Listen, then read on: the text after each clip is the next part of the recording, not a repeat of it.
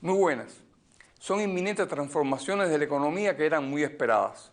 La unificación monetaria y cambiaria y la reforma empresarial, por citar dos, deben traer beneficios profundos, pero multiplicarán las tensiones en un escenario que ya era convulso en extremo.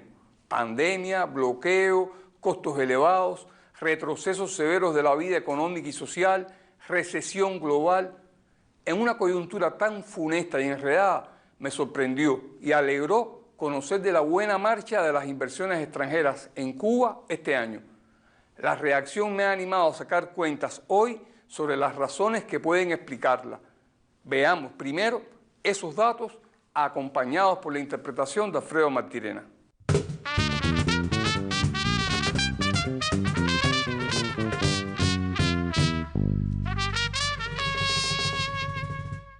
Cuba firmó acuerdos de inversión con empresas extranjeras por unos 1.600 millones de dólares al cierre de agosto del presente año, de acuerdo con datos del Ministerio de Comercio Exterior e Inversión Extranjera. Además del turismo y las fuentes de energía renovable, la agroindustria se ha colocado en 2020 entre los sectores donde crecen los negocios con capital extranjero con destinos como la producción de carne de cerdo. Desde que Cuba implementó la Ley 118 de Inversión Extranjera en el 2014, ha pactado acuerdos por cerca de unos 10.000 millones de dólares y más de 300 negocios con empresas de 35 países. La cuarta parte de ese capital lo captó la Zona Especial de Desarrollo Mariel.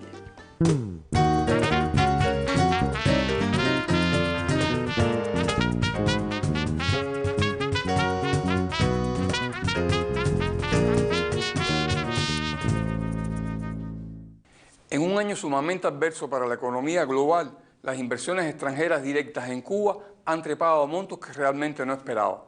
Los 1.600 millones de dólares pactados hasta agosto pueden escalar a 2.000 millones antes de concluir el actual año.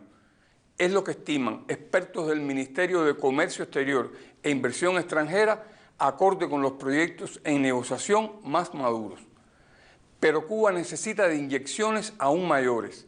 Las cifras que les mencioné hablan de capital comprometido, que será implementado o ejecutado a lo largo de varios años. Anualmente, esa ejecución se mantiene a 1.000 millones y el gobierno aspira a que sean 2.500 millones. De todas maneras, los datos más recientes son alentadores. Se encuentran en el entorno de capital pactado en 2018 y en 2019, que no eran ni de cerca años tan sombríos como el actual. Por primera vez, Expo Cuba verá pasar la primera semana de noviembre sin el vocerío de idiomas de la Feria Internacional de La Habana. ¿Qué puede explicar esta evolución favorable? En la economía cubana se entretejen obstáculos y debilidades que alejan las inversiones extranjeras y fortalezas que las atraen. No creo que unos y otros hayan mantenido igual intensidad. Entre las trabas, ha aumentado el impacto negativo del bloqueo económico de Estados Unidos, con una ola de sanciones punitivas a navieras, empresas y bancos de terceros países si osan negociar con Cuba. No ha cedido ni siquiera por razones humanitarias en este año de pandemia y recesión económica global. Muy enlazado con el bloqueo, se mantiene en su peor nivel el indicador de salud financiera que otorgan agencias asentadas en Wall Street, el riesgo país de Cuba. Mientras la Casa Blanca insiste en su dirección anticubana, parece poco probable una mejoría a pesar de la visibilidad de factores favorables, como la renegociación cubana de su deuda externa y la reforma del modelo económico. La amenaza de sanciones estadounidenses también ha carcomido la ya escasa conexión de Cuba con bancos extranjeros, unido a la debilidad del sistema bancario nacional. Bajo tales sombras suben los costos financieros de cualquier transacción con Cuba. En otras palabras, se ha enyerbado más el terreno para la inversión extranjera directa. En contraste con estos problemas, llegan señales de alivio de otros conflictos internos. Los pasos que viene dando el país para flexibilizar normas, reglamentos y exigencias de documentación a las partes negociadoras aminoran una traba que provoca demoras en las negociaciones. Hablo del exceso de trámites, del burocratismo. La creación este año de la ventanilla única de inversiones extranjeras debe simplificar y agilizar más las gestiones a cuenta de la informática y las conexiones de Internet. Varios obstáculos más entorpecen el acceso de las empresas mixtas al mercado interno, que es un objetivo que suelen compartir las empresas extranjeras y cubanas asociadas en estos negocios. La liebre de la dualidad monetaria y cambiaria salta una vez más con los ruidos que crea para que una empresa con costos en dólares pueda entrar en el sistema de precios en pesos cubanos y hasta en el de CUC. El ordenamiento monetario en ciernes puede abrir las puertas de una solución y junto con la reforma salarial que le acompañará, ayudaría también a resolver distorsiones que complican hoy la contratación de la fuerza de trabajo en empresas mixtas. Otro elemento que resta atractivo al mercado interno ante los ojos de un inversionista foráneo es la baja demanda solvente de los consumidores cubanos. La crisis de la pandemia agravó el problema este año, pero la economía está entrando en una etapa de transformaciones más profundas con el ordenamiento monetario y cambiario y las reformas de precios, de salarios y empresarial. Apuntan a levantar productividad, producciones e ingresos de los trabajadores. Puede ser el giro que transforme la capacidad adquisitiva, de ahorro y de inversión de la población y torne más atrayente a Cuba como plaza de inversiones. Otras trabas tienen que ver con limitaciones logísticas del país y la falta de transparencia de la economía y de las empresas ante las cuales se sientan las firmas extranjeras. Se deriva en primer lugar de la doble contabilidad y de otros rollos financieros que impone otra vez la dualidad monetaria. Los conflictos que impedían negociar con actores no estatales de la economía han retrocedido este año, por suerte.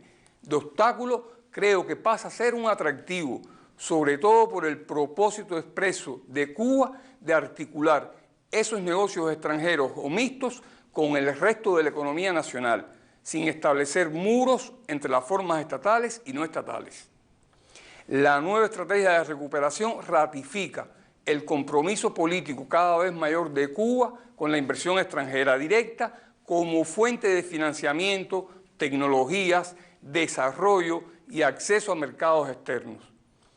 Esta voluntad ha ganado fuerzas de manera evidente y puede estar influyendo en el actual acercamiento externo.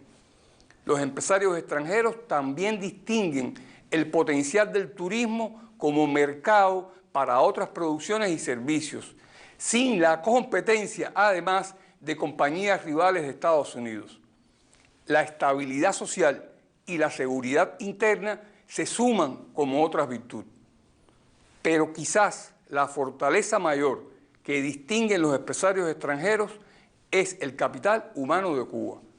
Las transformaciones económicas anunciadas pueden cerrar grietas del modelo económico por donde hemos perdido personal capacitado e inteligencia en estos años, pero creo que sigue siendo una de las cartas fuertes de la sociedad y la economía cubana ante los ojos de los inversionistas extranjeros.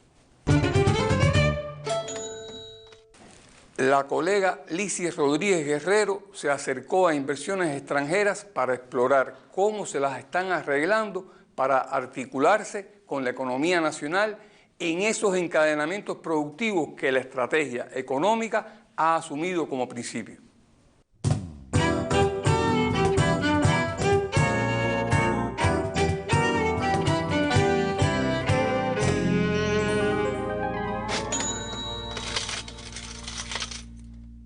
Adquirir esos muebles sanitarios tan útiles en nuestro hogar es un ejercicio que en medio de la vorágine cotidiana puede pasar por alto el engranaje productivo necesario para que llegue hasta aquí este producto.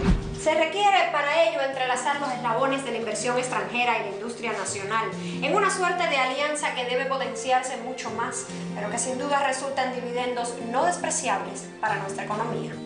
La empresa mixta Sanbit S.A. lo tuvo bien claro.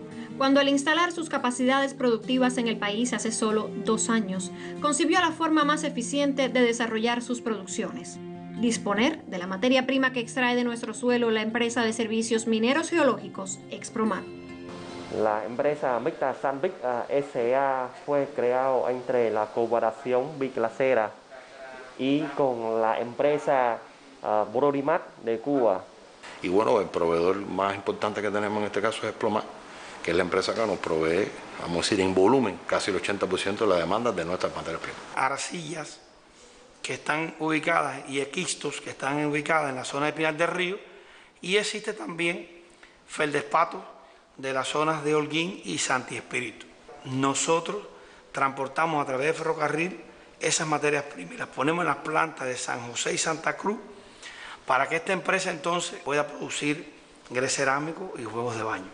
A su vez, Sanbit S.A., en otro enlace provechoso, ha logrado encadenarse con sus más de 10 clientes. El principal, la unidad comercializadora Escambray Artemisa Mayabeque, encargada de respaldar programas tan importantes como la construcción de viviendas. Nosotros circulamos todo lo que está asignado a todas las provincias de Cuba. En el caso del grés cerámico de 478.000 metros cuadrados que nos debía entregar hasta, en total, nos han entregado el 102% del mismo. Y en el caso de los muebles sanitarios, de alrededor de 20.000 muebles, nos han entregado el 65% del mismo. Ellos mantienen que hasta que termine el año, antes de que termine el año, cumplirlo. ¿Es este un ejemplo de cuánto se puede lograr cuando se integran sectores como la minería, la construcción y la logística, y de todo cuanto queda por hacer en materia de encadenar eslabones productivos? En estos momentos hay cerca de 285 negocios de inversión extranjera en operaciones. En todos los negocios de inversión extranjera hay alguna forma de encadenamiento con la industria nacional, y en todos los negocios hay potencialidades para seguir encadenándose. Expromat, según nuestra opinión, tiene que mejorar sobre el cronograma de entrega. Para eso nosotros estamos trabajando con el proveedor en garantizar un inventario que nos permita tener una cobertura en los cuales cualquier incidencia que pueda haber, tanto desde el punto de vista de combustible como la disponibilidad de algún medio de transporte, como puede ser un ferrocarril, como puede ser un camión, nos permita asumir esas eventualidades. La obsolescencia tecnológica que tenemos hoy no nos permite lograr que el estándar de calidad sea del máximo que necesita la empresa. Hemos hecho recorridos por los yacimientos, nos han hecho recomendaciones los mismos vietnamitas que los especialistas cubanos que radican ahí. En ese sentido, mucho podrán beneficiarse ambas partes con la aplicación de la Resolución 115 del Ministerio de Economía y Planificación aprobada este año, que permite brindar autonomía financiera a los negocios mixtos y descentralizar los mecanismos para el empleo de las divisas en el sistema empresarial. Eso permitirá que la empresa Sanbit nos pueda pagar con capacidad de liquidez, nos vamos a reaprovisionar, nos vamos a recapitalizar. La medida trata de encontrar solución a uno de los factores que influyen en el logro de los encadenamientos productivos, pero ¿son estos los únicos? También están los problemas que son estructurales de la economía y de la industria nacional, que se ha descapitalizado y a pesar de los esfuerzos que se han hecho en los últimos años, sigue siendo una industria que tiene muchas deudas en términos de competitividad, en términos de eficiencia, en términos de calidad. Y claro, nuestro sistema monetario y cambiario implica que en muchas ocasiones, en demasiadas ocasiones diría yo, las importaciones aparecen artificialmente más baratas que una alternativa doméstica. Inmediatamente la empresa hace sus cuentas y dice, bueno, pues el proveedor extranjero entonces. Hemos desarrollado a lo largo del tiempo un modelo donde predominan relaciones de tipo vertical, casi siempre asociados a ministerios. O sea, hay relaciones mucho más fuertes entre las empresas del propio ministerio que entre esas empresas y el resto de las empresas de la economía. O sea, hemos ido como de alguna manera sectorializando la economía, creando compartimentos. ¿Cómo puede influir la estrategia económica anunciada por el gobierno cubano en los encadenamientos productivos? Es muy interesante es cómo la estrategia también va apuntando a naturalizar la existencia de empresas de diferentes tipos de propiedad que tienen que coexistir y tienen que relacionarse dentro del sistema económico cubano. De enfrentar estas dificultades dependerá el éxito de negocios como Sanbit S.A., no exento de desafíos, pero con la ganancia de eliminar la carga importadora del país en casi el 70% de estos productos. La calidad del mueble que está fabricando la empresa mixta Sanbit puede mejorar mucho, sobre todo en la terminación, en lo que nosotros llamamos esmalte. Se va a ampliar la capacidad a una nueva planta de azulejo en San José y 12 meses después se va a invertir en una nueva planta de muebles sanitarios con capacidad de 500.000 piezas. Despojarnos de miras estrechas y ubicarlas en dirección al futuro, en todo lo que puede favorecer las cadenas de valor que redunden en más productividad, reducción de los costos y hasta un mejor producto. Es el camino más directo para el desarrollo que requiere nuestra economía. Sobre esos temas seguiremos sacando cuentas.